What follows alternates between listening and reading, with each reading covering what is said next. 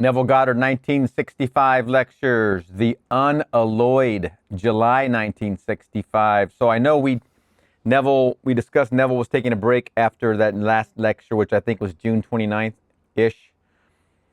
And I believe he might have been going to San Francisco or New York, one or the other. But I got a feeling this was recorded in San Francisco. Maybe he'll say in it. I've heard it many times. I don't remember it by heart, but this is in July 1965, so that's during the break. He does return. He said it was going to be October 19th. It ends up being, I think, October 29th when he returns. But this is right in the middle of summer, July 1965, The Unalloyed. Tonight's subject is the unalloyed. We all know the unalloyed is the unmixed, the pure, the complete. And you and I are seeking that state, the complete unalloyed. We are making our exodus from this age into another age, and the exodus of man begins when man accepts the God of Israel. If the journey seems long, it is only because the children of Israel, those who have accepted the God of Israel, find it difficult to keep the tense. For the God of Israel is I am. Remember, that's present tense. I am is present right now, right here. That's his name forever. And when I find it difficult to keep the tense, then the journey seems very long. So here we're moving from this age into another age, an entirely different age. And we will move when we have completely accepted the God of Israel. Remember, the God of Israel is I am.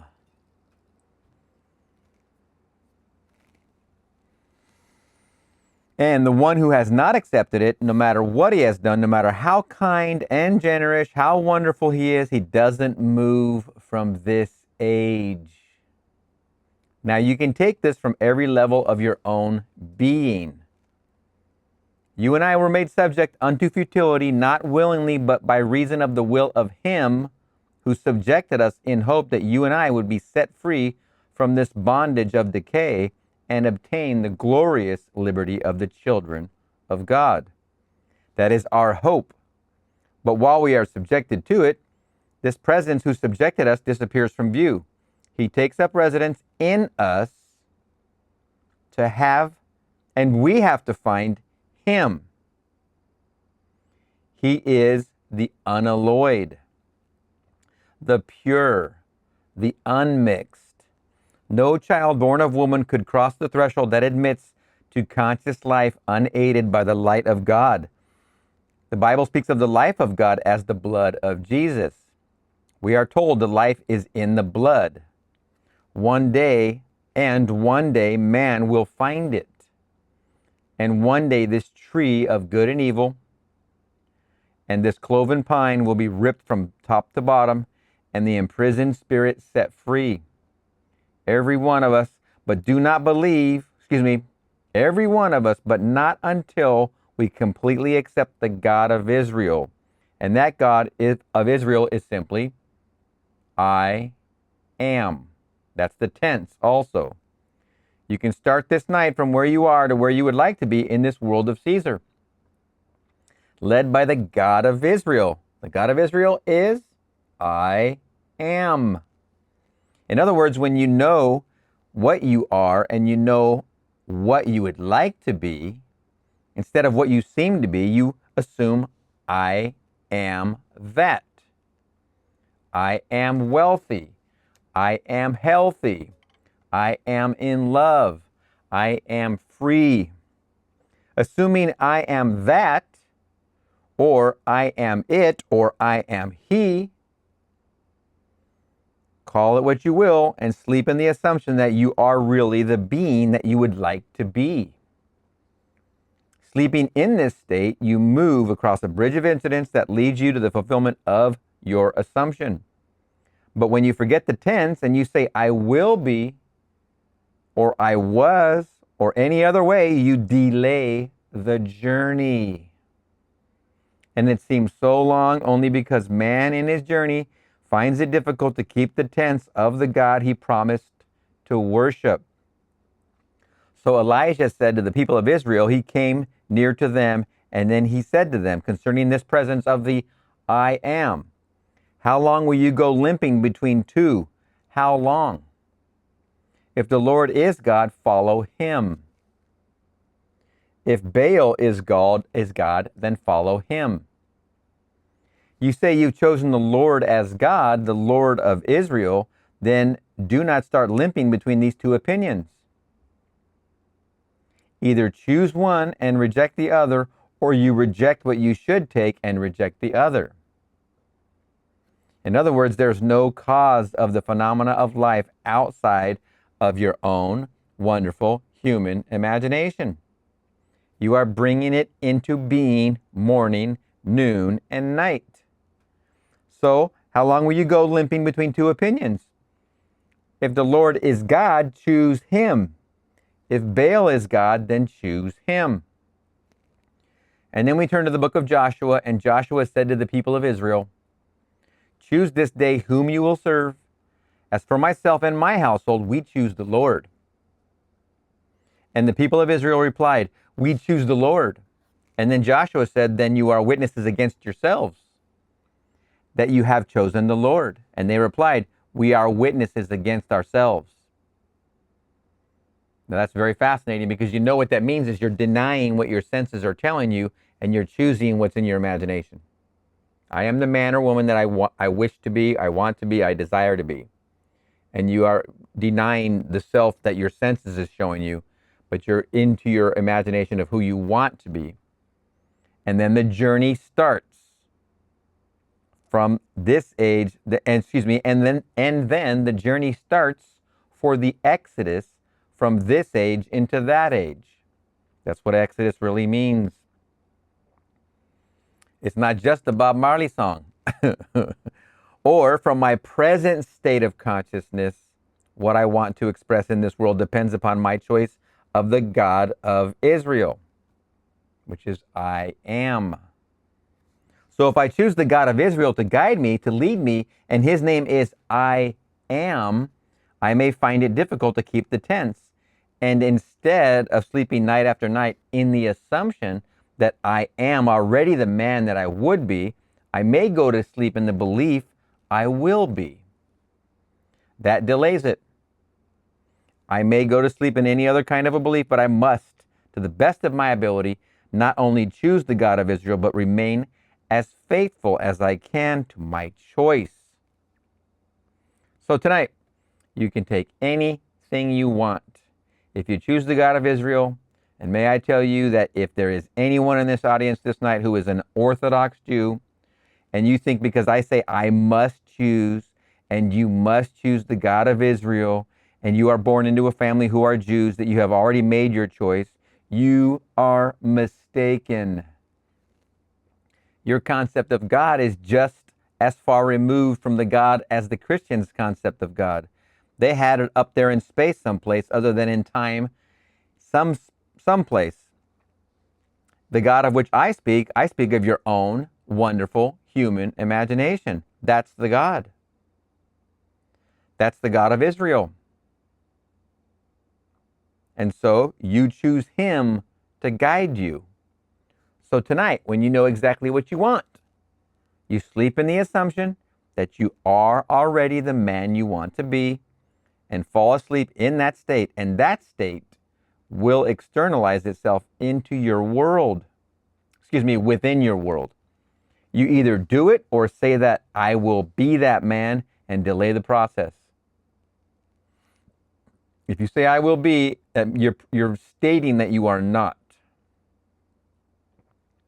But may I tell you, you'll never reach I will be. You can only reach I am it. And so everyone here, try it. Try this state, for the day is coming that this wonderful tree that we are, I saw it so clearly in vision, it's just a tree. Many have never returned since they heard me speak of this ancient tree. And here is Blake. I never read him when I had my vision.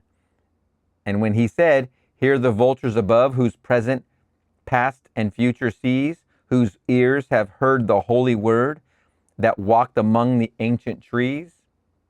For that night I saw the trees, and I saw this wonderful vision of earth, and it all is like a tree, unnumbered trees.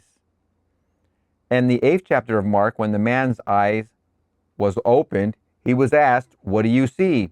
He said, "I see men like trees walking." And here they told me in this vision that no one in that state where I was believed for one moment that anyone could come here and ever return. Nobody in that state could believe it. This to them was death, absolute death. This where we are.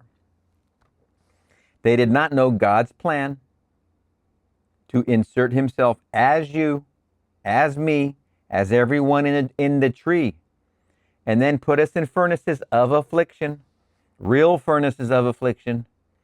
As we're told in the 48th chapter of the book of Isaiah, I have tried you in the furnaces of affliction. For my own sake I do it. For how should my name be proclaimed? I will not give my glory to another. And so he puts himself as us through the furnaces of affliction. And when we are the unalloyed, pure gold, which is his blood, then comes that pine. The cloven pine is ribbon from top to bottom, and the imprisoned spirit set free. And may I tell you, when you see it, you will know it.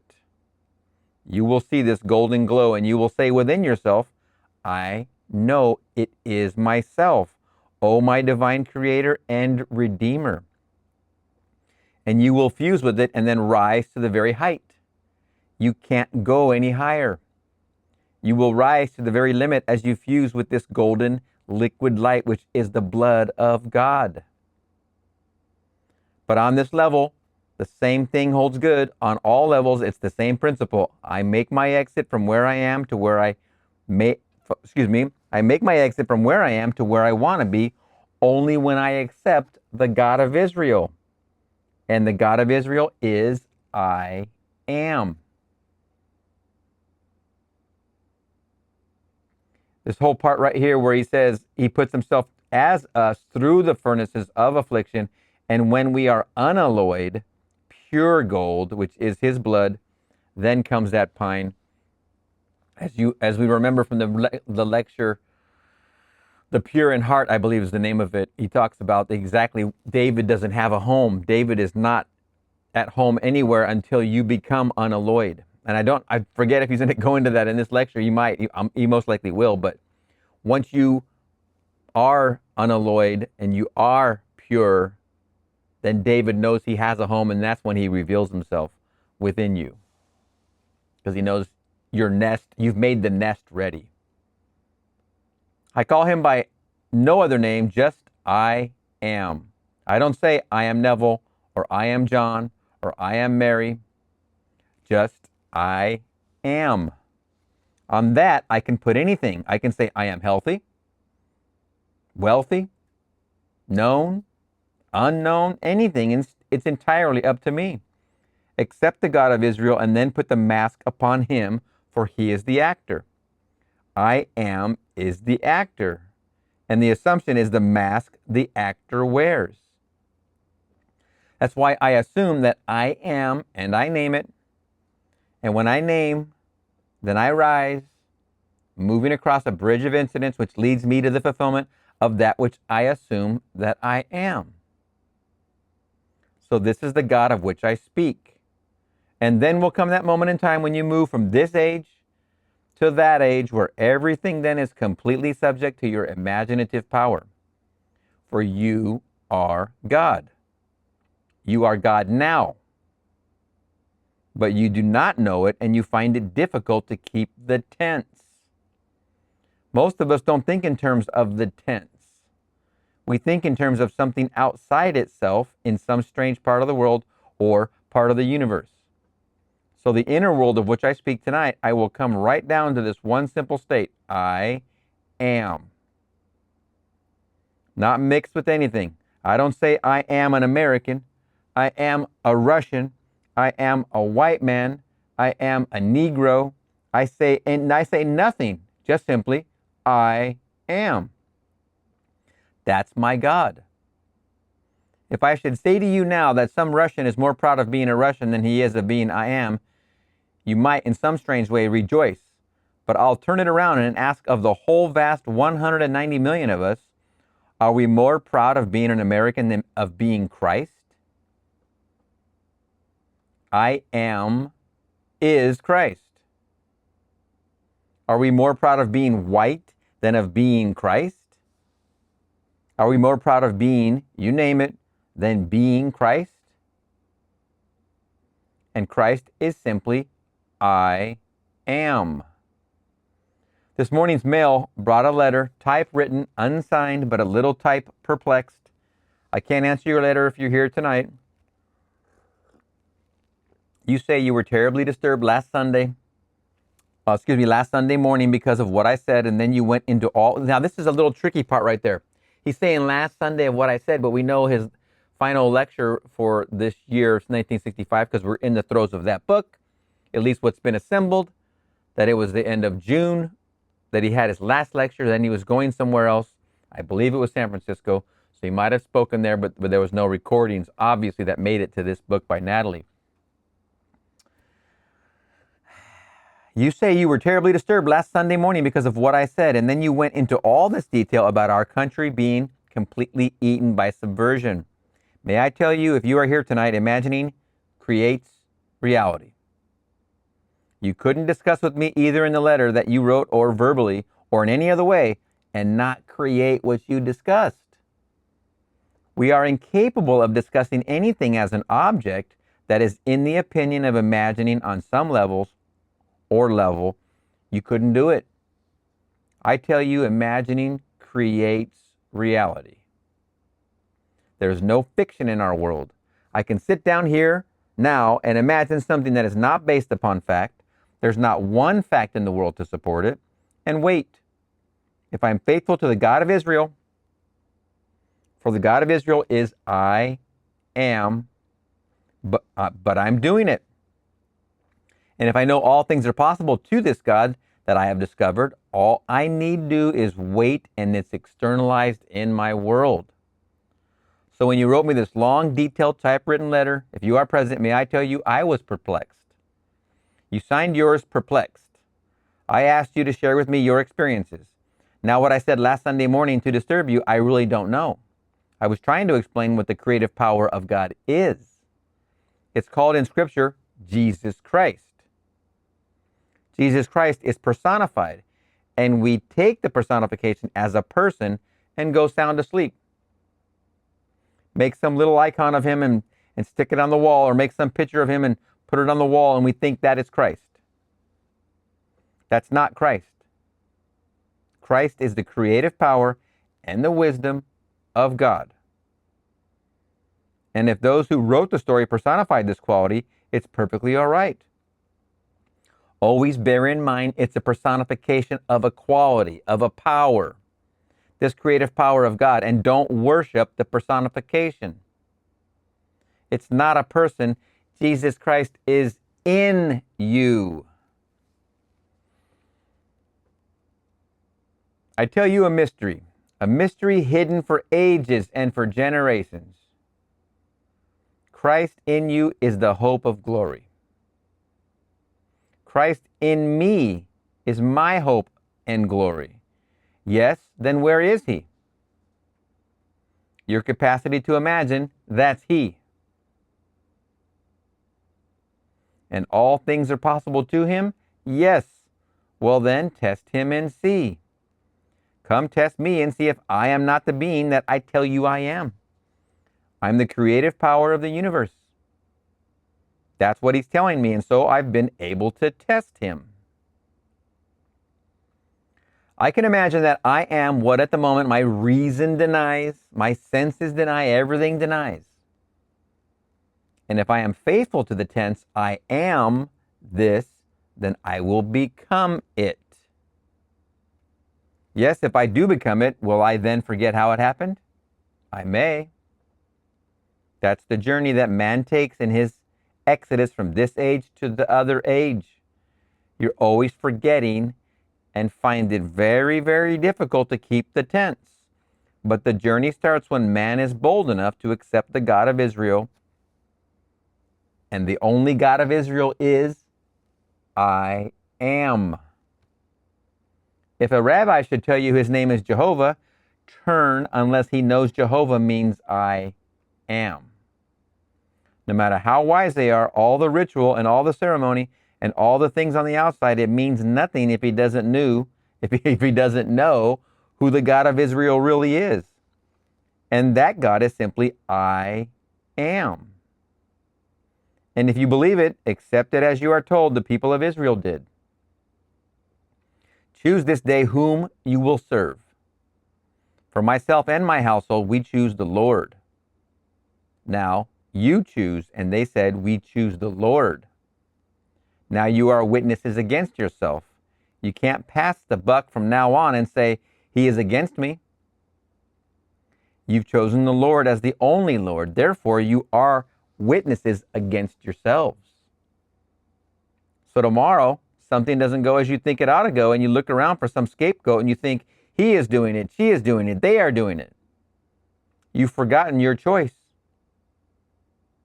For your choice was, I will serve the God of Israel. And the only God of Israel is that God is I am. So you should ask yourself, what am I doing? Where did I go wrong in my assumption that I am the man or woman that I want to be? If I want to be this, that, or the other, then I can't say I will be that. I must dare to assume I am that right now. Although at the moment reason denies it, the senses deny it, I must persist in that assumption. There isn't one story told. I'm not selling the book because it isn't available. It's not on the table tonight. The Law and the Promise. There are 40 case histories, and everyone is based upon that simple choice of the God of Israel.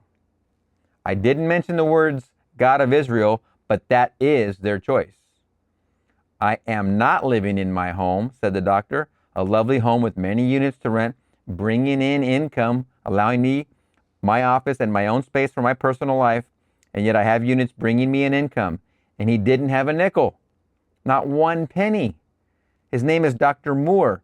A total stranger goes by and stops in to see him not as a doctor, to visit him as a potential client, for he was a builder. He had the money, he had the vision, he saw this empty lot, and he built it for Dr. Moore without one penny out of Dr. Moore's pocket, because Dr. Moore at the time was given to saving every penny he could for his old age, as he says, and he couldn't venture into this, although he would like to do it. When he heard this, he said, it cost me nothing to do this, so I will simply sleep in the assumption that the building was done. Then a total stranger drives by and stops in and proposes the building and raises the money and completes the building and turns the key over to him. There is not one of the 40 stories that isn't based upon the God of Israel as our God. And that God is I am. So tonight, if you really know what you want in this world and you're willing to take this God as the only God, don't turn to any other God. And then assume I have it, or I am it, or whatever it is, and sleep as though it were true. May I tell you in a way that you cannot consciously devise. You'll wake tomorrow under compulsion to move in certain directions.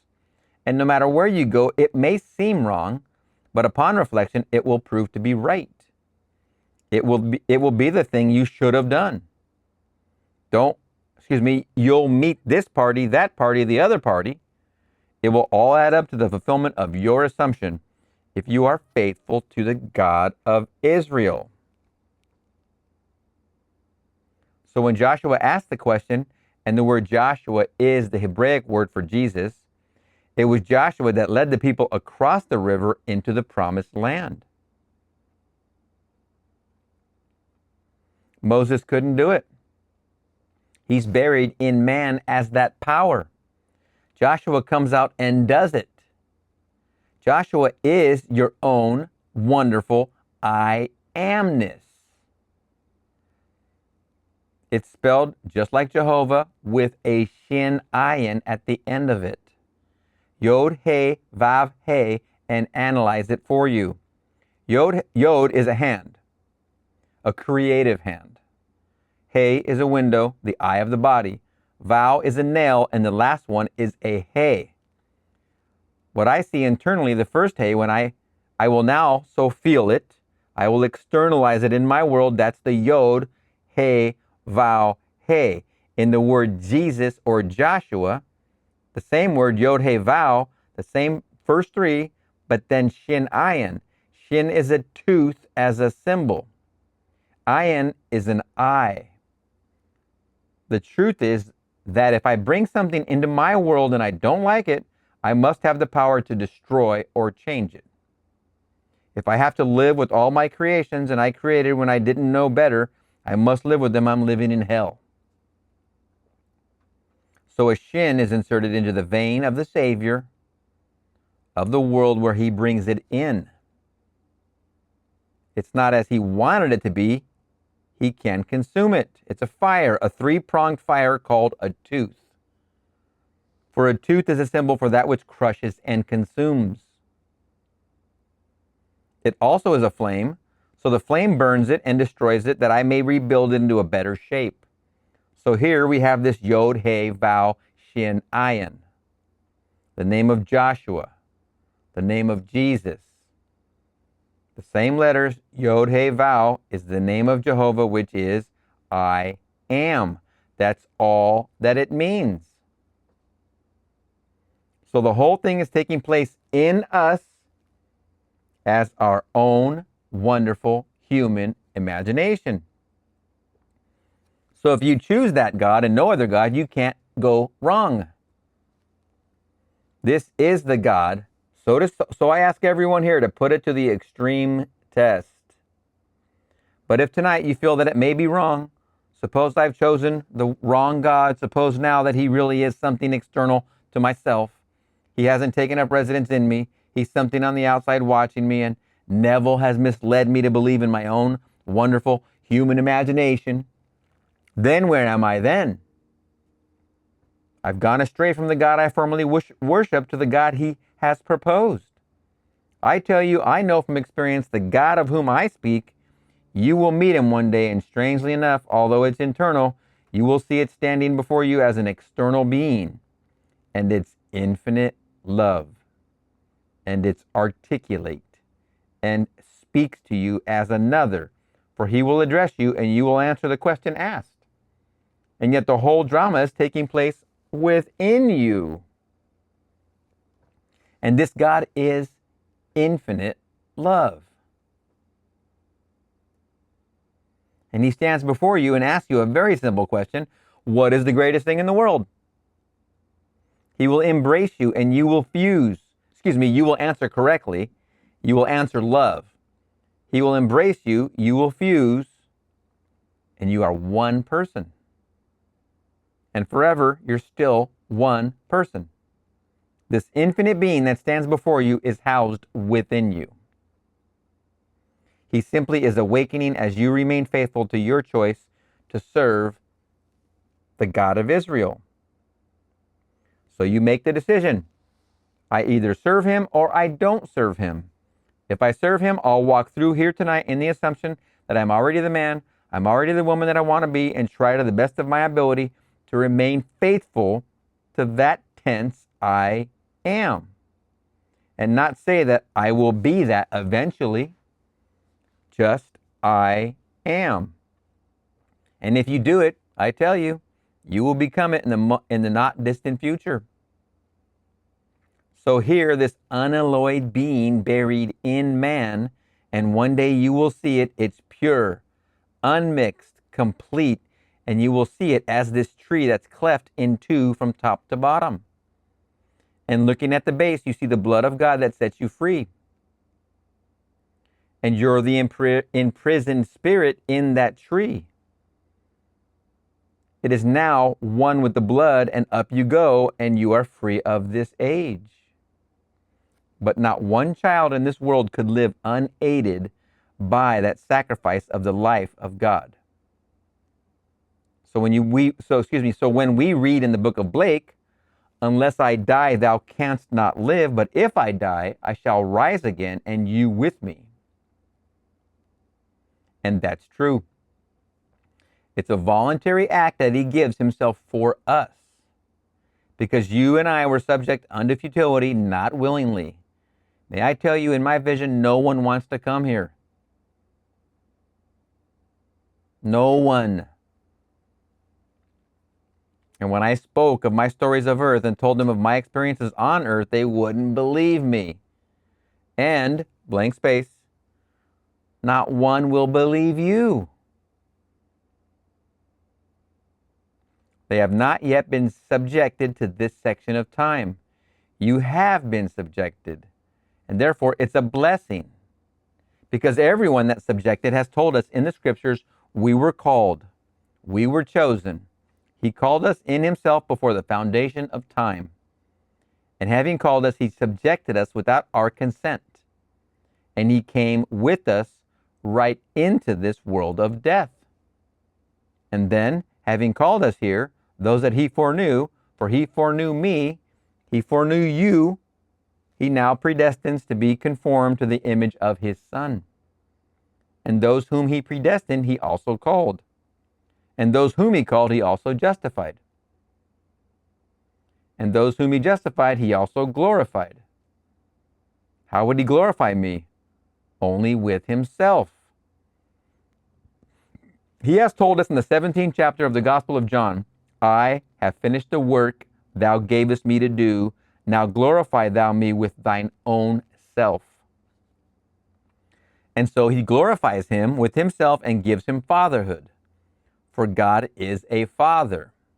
So here, everyone will reach that moment in time when God will glorify him, and that's the end. These are the 5 stages. Those who he, blank space, for you, he predestined. Those whom he predestined, he called. Those whom he called, he justified. Those whom he justified, he glorified. And these are the 5 stages. I don't see how anyone can interpret these 5 terms and come to any conclusion other than predestination. Relative to that age, everyone will be taken out of this age, though they may be late by not quite keeping the tense. Tense is I am. You have chosen the God of Israel as your God. You may delay the exit because you find it difficult to keep the tense. The tense is I am. But you will still be taken out because you come back and back and back, time and again, to the true God. And finally, you are taken out of this age and into that age called the kingdom of God. Only by keeping the tense. That's the trick. What is the tense? I am. How do you use I am? You say, I am the man or woman I want to be.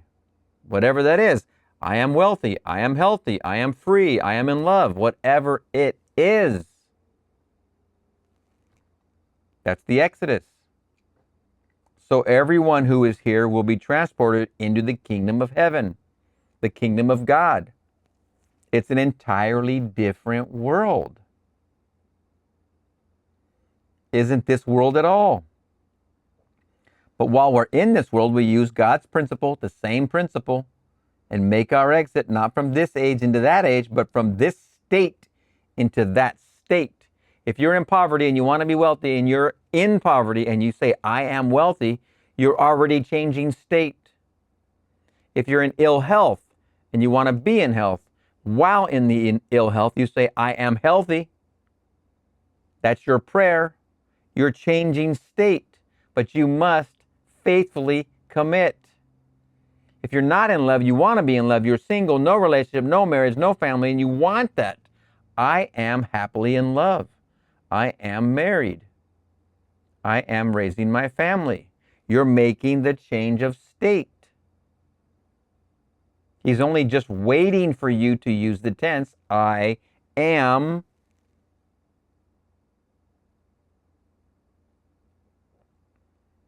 While we're in this world, we use God's principle, the same principle, and make our exit, not from this age into that age, but from this state into that state.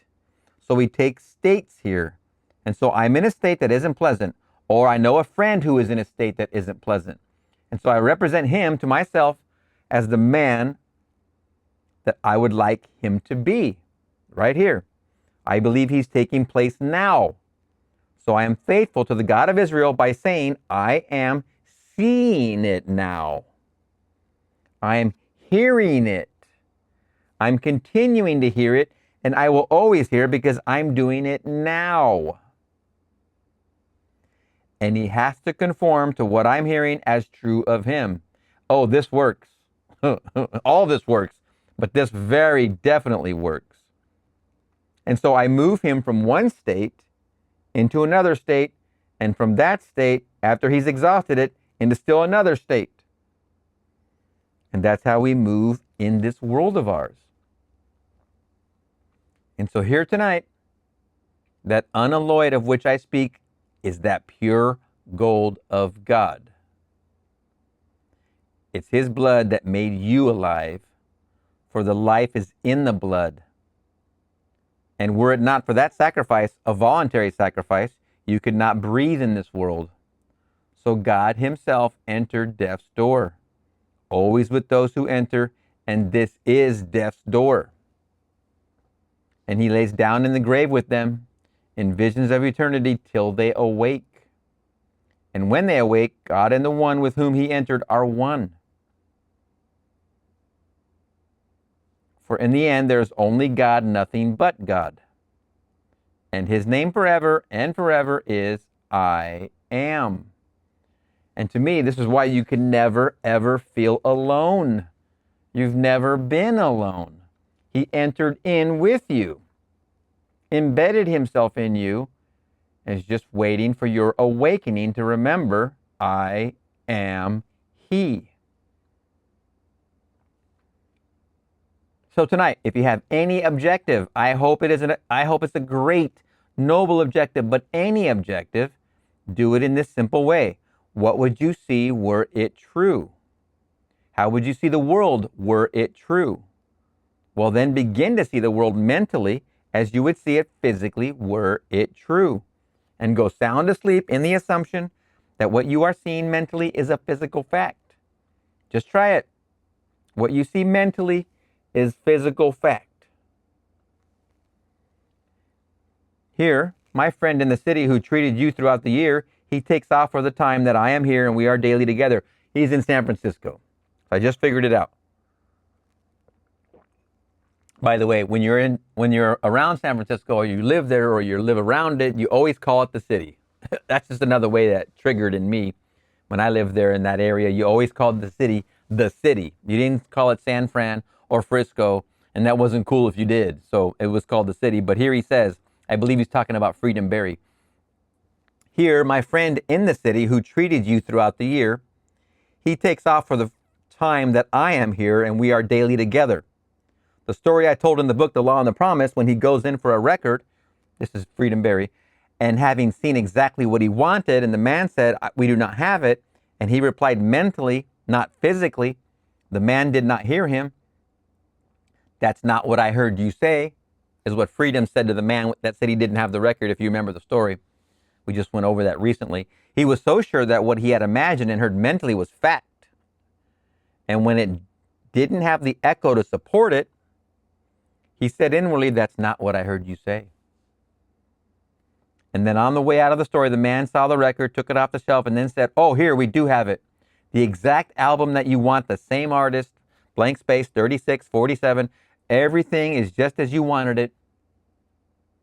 He thanked him, took it, and paid for it. But before he went off physically to the record shop, he simply enacted the scene.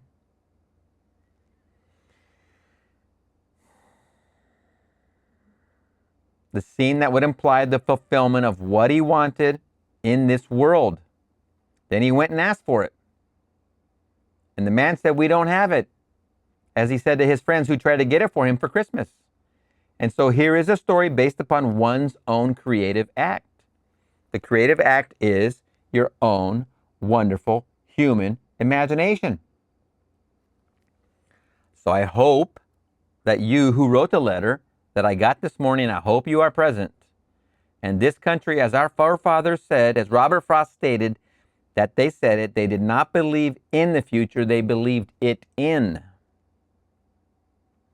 The mere passage of time would not bring anything to America. You and I, citizens of America who love it, we must believe our ideals in. We can't wait and hope that some star who is shining is going to do it for us. The minute you believe that some star, some constellation, or teacup leaves, or cards, or something else has the future of our country in its hands, you have turned from the God of Israel. And don't tell me that there's not enough news and political stuff on everywhere, your YouTube or your TikTok or TV, everywhere. Don't tell me there's not enough of that trying to steer you clear of the God of Israel and keep you constantly distracted. I don't have any keys right here, but it's like holding keys in front of a baby. All of that's just noise. It's trying to get you away from the God of Israel. The God of Israel is I am. If you're looking out here, you're not looking in here. He is not out here. He's in here. I am. The minute you believe in some star, some constellation, teacup leaves, cards, any or something else has the future of our country in its hands, you've turned from the God of Israel. Choose this day whom you will serve. We choose the God of Israel. What is his name? I am. You choose that as your God? Question mark? Yes. Now you are witnesses against yourself. From that moment on,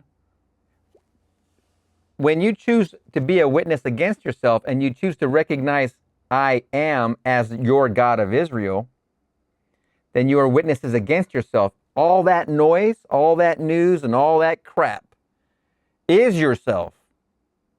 Everything is you pushed out. All of that junk is you pushed out. When you choose the God of Israel, I am, you're a witness against yourself. Plain and simple. Because now you recognize the God of Israel, the maker of I am, and you name it. I am wealthy. I am healthy. I am happy, married, and in love. I am free. I am powerful, most definitely. I am whatever you name. I am known. I am famous. If you want that, whatever it is.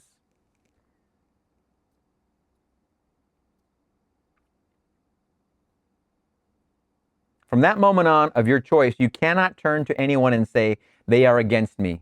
They are making it impossible for me to realize my objective. The minute you do that, you are not serving the God of Israel.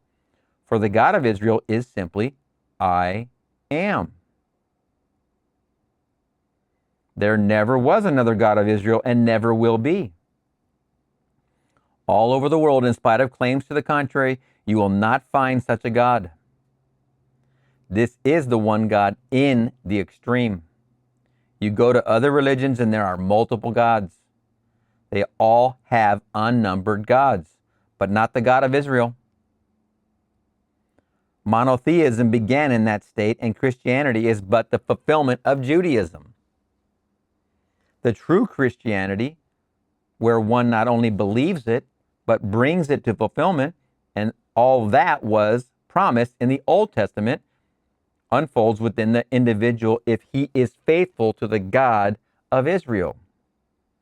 For he himself goes through every experience, not the other one, but he himself, birth, the resurrection, all of the things promised in the old, as he as the individual experienced it as I am. Who was resurrected? I am. And all these things happen in the individual. So here, the God of Israel forever and forever is I am. Now let us go into the silence.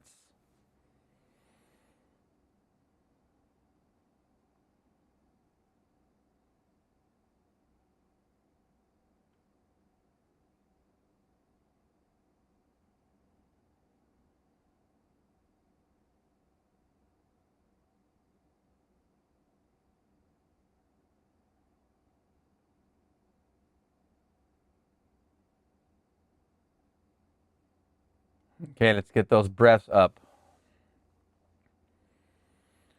One inhalation. We're coming up to the second one. Remember, on the apex of the third inhalation, that's when we snap our picture.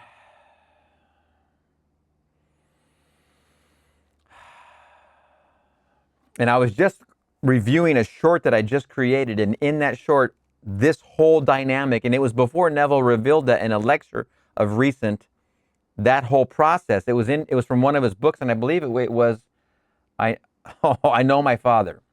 That's where it came out of. And he describes this whole process of snapping that image, it being a brightness, and all of that is described right in there. It's in a short I just put out, or it's going to come out tomorrow morning. But either way, he did describe it earlier in his books, and then he described it in a lecture, and we've been using it every time in our going into the silence period, because we're trying. It feels counterintuitive when you do it. You always want to try and make it on the exhale, but it's on the inhale, the snapping of the picture. Snapping of that picture on the negative, on the film. Making it a solid reality. The one I did yesterday, I have to tell you, it happened. All of it came together within minutes after I shut off the camera and was processing the video. Then I left and ran an errand and completed all of that. That was incredible. And I even spoke to it with my brother that last night, because it involved him, myself, and my sister, and it was a very incredible experience. It all happened shortly after the video. And mine that I did today, just to share with you, it's Taco Tuesday today. Isn't it Tuesday? I believe it is, yes. It's Tuesday, August 19th right now, so I'm a few days ahead. But in my I am, and in my fully I am, just now in the silence, mine is going to eat some tacos, because it's a little bit at lunchtime right now. So I saw myself eating tacos for Taco Tuesday. Whatever yours was, these wins on whatever levels all add up, and they all have value. If you continue and give yourself these small wins equal confidence in this I am. I am eating tacos. I use the example of pizza many times. Tacos, whatever it is you want to eat, that's a win. It's actually literally a win. You might not recognize it as such, but it is. So practice, practice, practice. How do you get to Carnegie Hall? The Unalloyed, July 1965. He was obviously in the city of San Francisco with Freedom Barry, but he was doing the speaking. Freedom wasn't speaking. Neville was. What a wonderful find for that summer, considering we only have in Natalie's book the end of June, and then it picks up again in October. So what a good one. Now, are there any questions? Meditation? The lady would like me to explain how I go into meditation. The first thing I do, I'll make myself very comfortable physically in an easy chair or on a couch or on my bed. I do not assume any physical position that would strain my body and cause my attention to be thinking in terms of that pressure. I'm completely at ease as far as I'm concerned. I close my eyes and I turn my attention within my skull.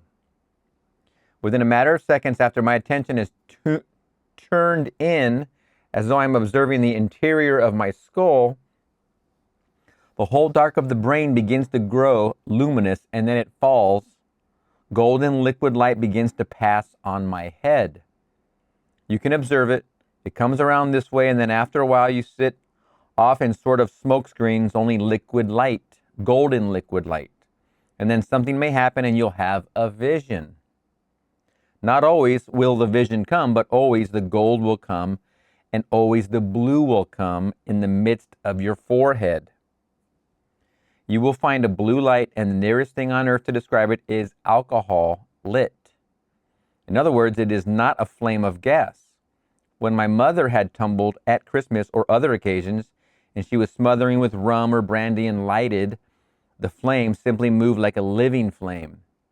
It wasn't a fixed flame like gas. And this alcohol burning is a beautiful color. It's exactly like that, right in your head this way. 2 shades of blue, a burning turbulent thing, and it's blue, so the blue is within the band of gold.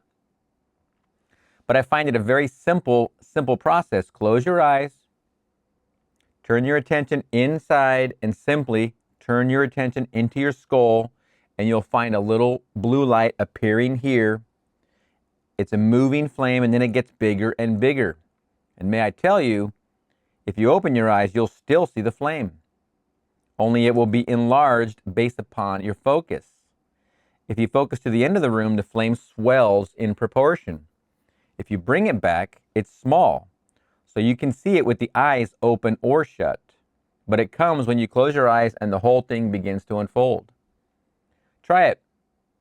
You'll find this a fascinating thing. If by next Sunday you can't tell me that you do not see it, don't try to see it. Let it happen. We're all the same being, only God in this world. Can you see an after image? For instance, you can look at this picture, any picture, just don't strain your eyes, just look at it. And then look elsewhere and see the after image of the picture with your eyes open. I mean, we've all done that, I hope. I could be staring in this direction, my light's right there, and then if I go this way and I close my eyes, I can see that after image still there. And oftentimes with your eyes open, you can still see it. And it disappears fast. That's an after image. All right, you've started. You look at the picture, and all of a sudden you turn from where the picture is, and you look over there, and everything is in complementary color. The blues are blue, the reds are green, depending on the shade. And they all move, and they're all complementary. Not only that, you can simply look at your thumbnail, having seen a good picture like that, and have at your thumb, and it's a miniature of the same picture. So you're staring at a picture, then you're looking at your thumbnail, and you can see the after image. Or look off into space, and it magnifies. It looks small or it looks big, close or far. So these are to show you that you're not altogether here. And I don't mean that in some uncomplimentary manner, that we are not gathered together in this little garment of flesh. This meditation is very simple, and it does not depend upon your eating meat or not eating meat or smoking or drinking or anything else in this world. Don't believe them, as you're told in Corinthians, that no one is by his food commended to God. Food cannot commend us to God. People who love these things, all right, give them up, but it doesn't depend upon anything you do physically. The world of flesh, remaining flesh, flesh and blood, cannot inherit the kingdom of God. Any other questions, please? Thank you. But I didn't know that. I'm not familiar with the technical side of cameras. The question was inaudible. I'm not familiar with the technical side of cameras. Well, you speak from experience, so I've accepted it. I really don't know. I only know I can look at anything. It gives me just a second to look at things over there. The whole thing is green by looking at it, getting an impression. You turn away, it's an after image. In Barbados, where I was born, the sun, we have no sunsets. The sun goes down like this. We're almost on the equator. You're sitting on the beach looking at the sun, this huge red sun. And suddenly you aren't seeing the red sun, you're seeing a green sun. But you are seeing a sun, the after image. The sun is gone, you're looking at the after image. I've seen that green flash. It's a wonderful sight. We've seen it, we often see it when we're down in San Clemente, believe it or not. For some reason, it's just the color, the horizon, the ocean, whatever. Usually it's in San Clemente when we see that green flash. It is not hard to see there. Sun is setting, all of a sudden, before you know it, boom, it's a green flash. It just brightens up the whole sky with this green afterglow. You can make it in a constructive moment, or you can simply wait for revelation. The revelation can't be conjured. It just happens. Vision comes. You can't conjure it. But in applying this principle towards definite objectives in this world of Caesar, you do something about it. But that's not vision. Vision is something entirely different. Vision is really to be in a dream completely awake. It's completely awake. I call that lucid dreaming, but it's also vision. And it's a dream as far as the world is concerned. But you're completely awake and everything is objective, everything is real. Any other questions, please? My sats went really long last night. I was coming in and out, and it was like sleep was not I was not falling into sleep last night. I was in sats for so long, man. It was incredible. Unbelievable, but it shortened my sleep last night. Excuse my yawn. Any other questions, please? Inaudible. But my dear, you're very honest. The chances are that many people do feel fear. If you could only for one moment realize that the being is possessing you, if you could realize, excuse me, if you could only for one moment realize the being that is possessing you is God, and the Spirit of God took possession of Gideon, meaning that the Spirit itself was Gideon. So when you feel this vibration, you're being clothed. He uses you as a clothing. Go with him. Go with him. It's yourself. This doesn't make sense to the rational mind because they can't find the being of life by cutting open the skull. He is a living being. So when you feel the Spirit possessing you and you interpret it as a vibration, it is a vibration. It's a tremendous vibration. And you'll hear it as a wind. And the whole thing will possess you, and then you take it. So go with it. I add to that, I second the motion, go with it. Don't panic. Don't just try and wake up. If you hear that wind and it feels like your head is blowing wide open, just go with it. The opposite of what you want to do, is panic and wake up. Don't. Just go with it. First of all, you don't die anyway. Nothing dies. We don't want to lose the contact with our friends here, but we have to eventually.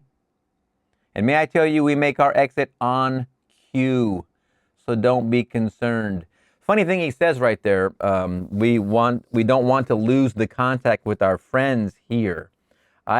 Through my studies with the Seth material and everything that Seth would tell these different students that would come to the ESP class sessions, and they'd find out what their other lives were and how they were affecting their current life. And I really do consider that when Neville's talking about what he just said right there, that there's a lot more overlap than we think. Meaning that someone leaves this party and they go into a new party right away, and that relationship you had with them, in my opinion, you will continue in that new party. So this group of people that are in your time now, and there's slowly over time, they leave this party and they go over to another party. It's called we're either in recurrence, or we're in resurrection. So if we're in recurrence, we're going to go into another wheel of life. And in my gut feeling, and with what I've learned with the Seth material, you go in groups and you have these friends that are consistently around you. That's why you have nicknames. That's what Seth described very well in his body of work. Seth, Jane Roberts, Robert Butts, the Seth material. Seth would describe the reason you have nicknames for certain people is because those nicknames are more of your inclination to your other relationship with that person. And it's not a male-female thing. It's an other life thing, concept. But it's not reincarnation because all of life is simultaneously now. But the relationships are real. They're like little magnets. They're magnetic. So we don't want to lose the contact with our friends here. And in my opinion, we actually don't. We're continuously in and out of wheels with the same group, in my opinion. That's why some of these relationships are very powerful. With the friends you have, they can be very powerful. We don't want to lose the contact with our friends here, but we have to eventually. And may I tell you, we make our exit on cue. So don't be concerned. I love that. Tell that to anybody you know who's taking thousands of supplements every day. The people living in our world who have abused the physical body from morning to night for 90 years, they're still vegetating. And others watched every little morsel of food they ate, were strict with themselves, and credited the book, credited the Bible. And so one morning you read the obituary, he was only 35. So his perfect little book and all the man knows about the human frame didn't keep him beyond 35. He got his cue. But by taking thought, could he add 1 hour to his span of life? If you bear that in mind, you won't be anxious. If you know you can't prolong it, you won't be anxious. And if it's in that dream that you leave the party or you make your exit, in that dream, you're happy to walk where you're walking. It's the same way you're happy to walk right into the grocery store, same way you're happy to walk right into the concert, to see this great adventurous new extravaganza of a moment for a couple hours. The same way you're happy to walk onto the beach, walk into the amusement park. It's the same thing. When you make your exit, that's what you're doing. You're just walking into the next. And those who beat themselves to death and can't seem to go, their cue hasn't come. Do you know anyone, and I admire the man tremendously, do you know anyone today who violated the code of health more than Churchill? I love this story. There's a man who smoked his 20 cigars a day, drank his 2 quarts of liquor a day, ate like a pig, and here at 90, he finally had to give up. And others who watched everything. I think of that story of his general, Montgomery. Montgomery said to Churchill, "I don't smoke, I don't drink, and I'm 100% fit." Churchill replied, "I smoke excessively, I drink excessively, and whatever else excessively, I'm 200% fit." Oh, wow, I love it. What a sense of humor. So Montgomery had a few more years to go to reach 90. He may reach 90, but he thinks that his attitude towards life is doing it. Oh, let him do it. We come into this world on cue. We go on cue.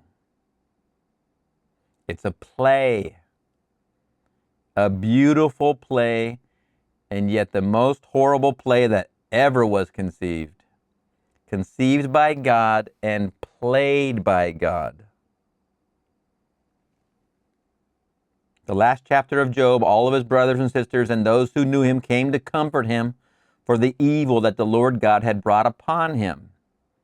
The Lord brought it about. Here is the most cruel experiment ever conducted on anyone. And who do you think Job is?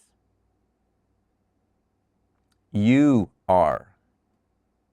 So in the end of your day, you have gone through all the trials of Job, but you have much more for having gone through them. I try you in the furnaces of affliction.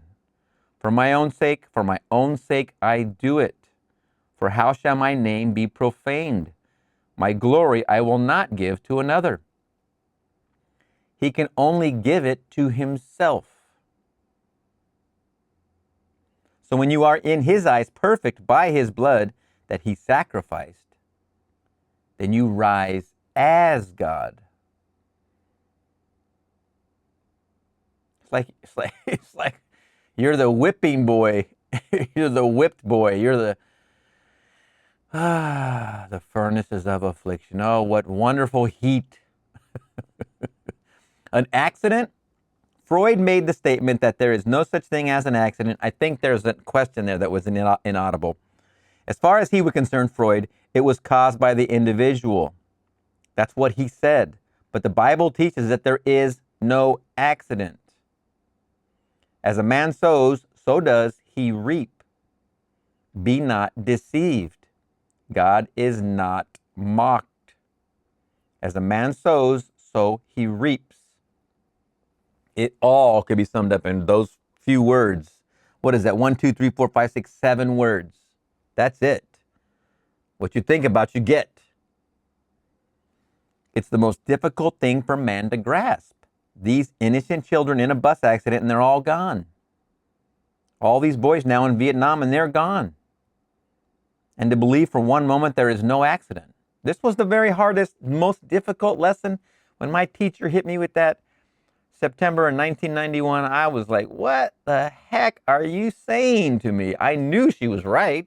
I did not know how or why I knew she was right, but I knew she was right.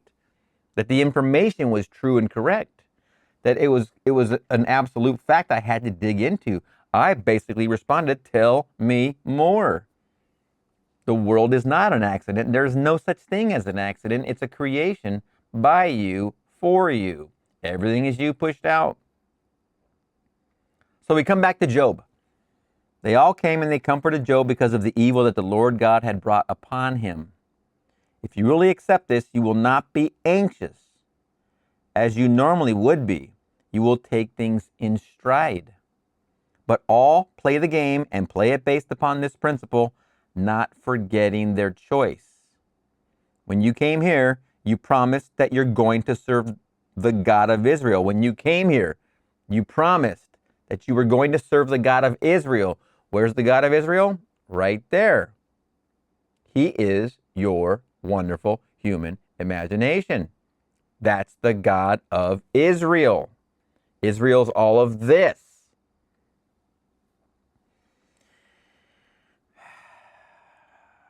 For coming to this world, that is your choice. Excuse me, for coming to this world, that was your choice, and many have forgotten it.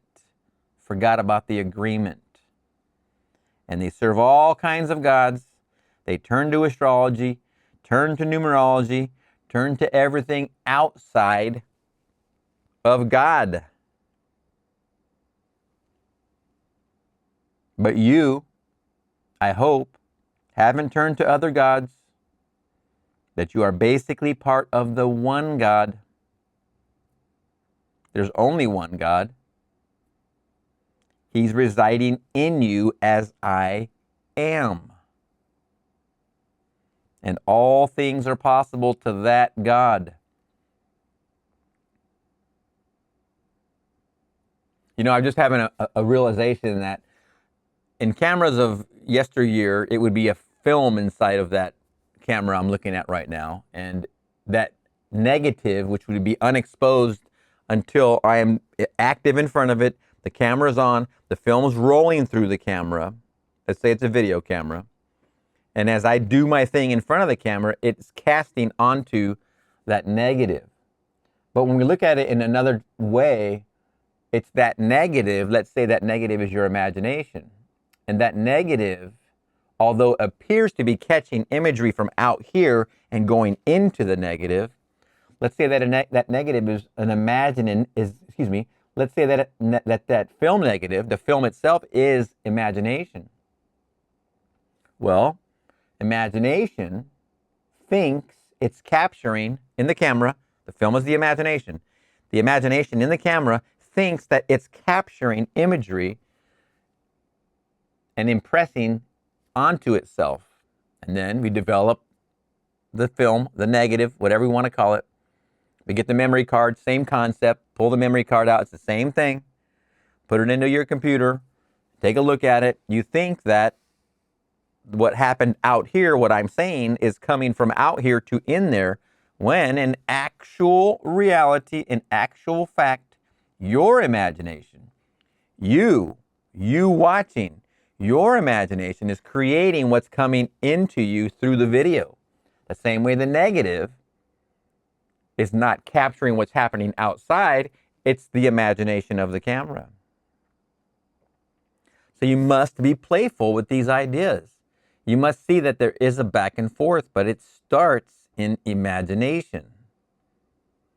So the imagination is the film in the camera. It's what's creating the imagery out here, coming into it, and then making an impression. Your imagination does the same thing with everything outside of here. You think it's all coming at you as an image, coming into you, and you're taking it as an impression. Those days of thinking that are over.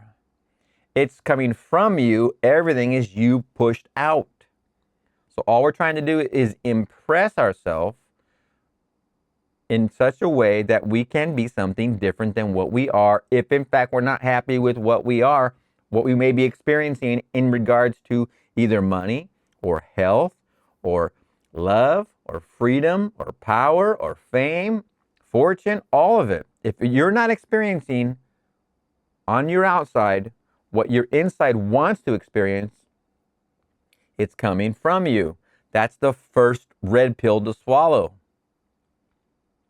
You are creating it as it is, and you're already good at it. It doesn't matter. It doesn't matter what the events are. You can change them right now, right here. And Neville broke it down wonderfully. I'm going to be creating some new playlists on my homepage, where I go into a lot of breakdowns. I'm starting this project today, so you'll see them in a couple days. And I'm going to be doing some reactionary videos, basically breaking down a lot of these principles. And I'm going to try and focus on a lot of Neville Goddard vocabulary, but I want to make this and break it down in the most basic forms possible, in the most shortest forms possible. I realize long form is great. I love learning, man. I could listen to Neville all day, all week, all month, all year. It's just, that's where I am with it. I'm embedded every day in it, especially because we're doing this together. This is my favorite thing to do. But I'm going to be creating a bunch of short form clips and shorts based on my reactions, so I can break down a lot of these principles.